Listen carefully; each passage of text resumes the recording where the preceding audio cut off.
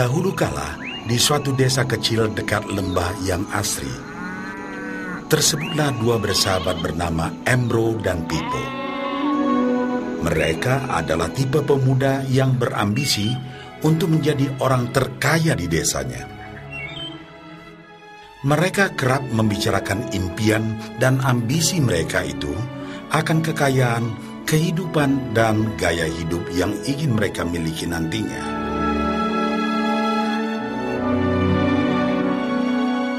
Mereka tidak takut untuk bekerja keras, hanya saja mereka masih belum mendapatkan kesempatan untuk dapat mewujudkan cita-cita mereka.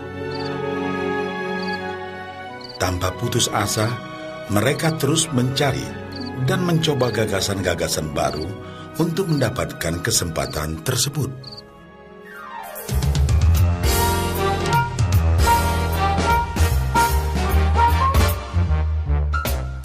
Hingga suatu hari, kesempatan itu pun datang.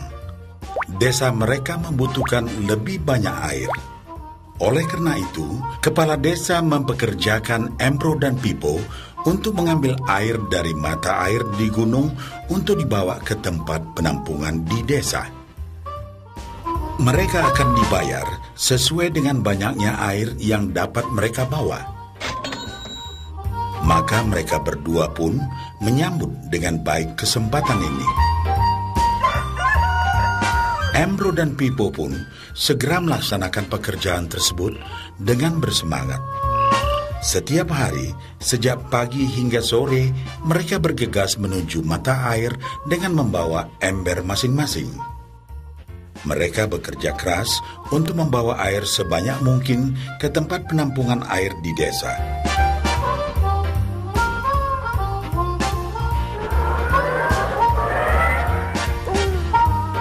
Menjelang sore hari, mereka pun pulang dengan membawa upah dari hasil jerih payah mereka hari itu. Embro merasa puas sekali dengan pekerjaannya itu dan besarnya upah yang ia dapatkan.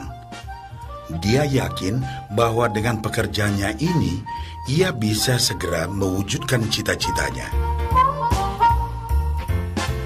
Bahkan untuk menambah penghasilannya, Embro membuat ember yang lebih besar agar dapat lebih banyak membawa air.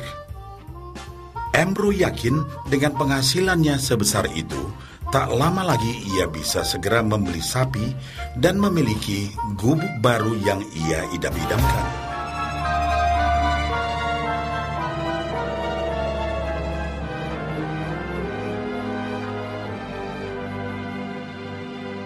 Lain halnya dengan Pipo. Dia merasa tidak nyaman dengan cara yang mereka lakukan itu. Ia mencari cara yang lebih nyaman untuk mendapatkan lebih banyak uang. Suatu hari, Pipo mendapat sebuah gagasan.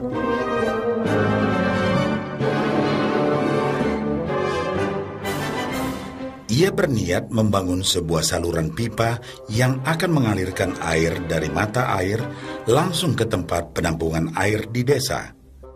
Dengan saluran pipa tersebut, ia akan mendapat lebih banyak air tanpa perlu lagi membawa ember ke mata air. Ia sangat antusias dengan gagasannya ini. Pipo pun mulai menceritakan gagasannya ini kepada Embro dan mengajaknya bekerja sama. Tetapi Embro tidak sependapat. Ia bahkan mentertawakan gagasan Pipo tersebut karena merasa dirinya mampu mendapatkan lebih banyak uang. Embro pun lebih sering lagi mengambil air dengan ember dan bahkan menggunakan ember yang lebih besar agar dapat membawa lebih banyak air ke desanya. Dengan cara ini, Embro yakin penghasilannya akan meningkat.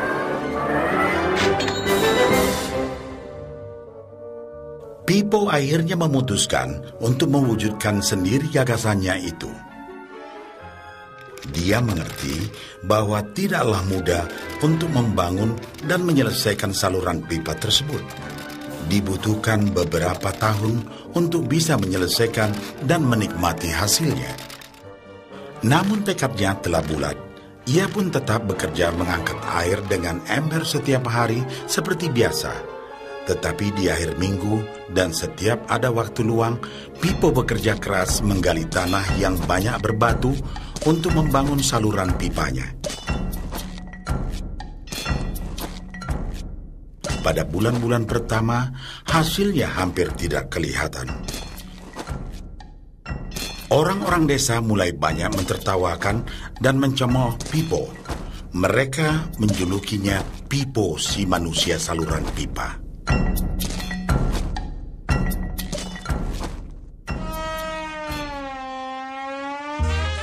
Sementara itu, penghasilan Embro telah meningkat 2 kali lipat.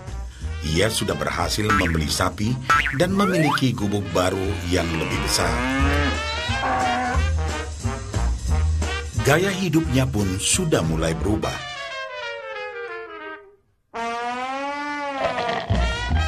Ia sering menghabiskan waktu sepulang kerja di bar, menikmati hasil jerih payahnya mengangkat ember.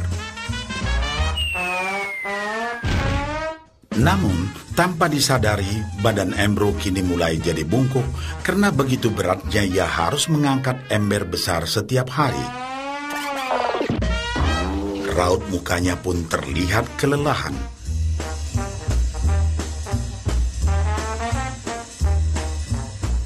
Semakin hari, semakin sedikit air yang dapat dibawanya karena tenaganya berkurang seiring bertambahnya usia.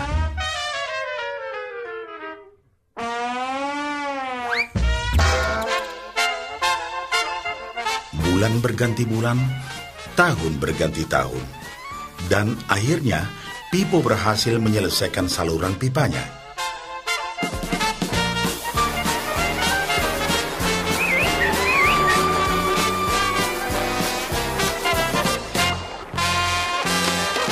Kini, tanpa perlu bersusah payah mengangkat ember, Pipo akan mendapat lebih banyak uang berkat air yang terus mengalir memenuhi tong-tong air di tempat penampungan. Air terus mengalir tanpa henti, bahkan saat ia tidur, makan, ataupun saat pergi berlibur. Pipo pun puas dan bangga. Berkat tekad dan kerja keras, kini penghasilannya pun mengalir tiada henti, seiring aliran air di saluran pipanya.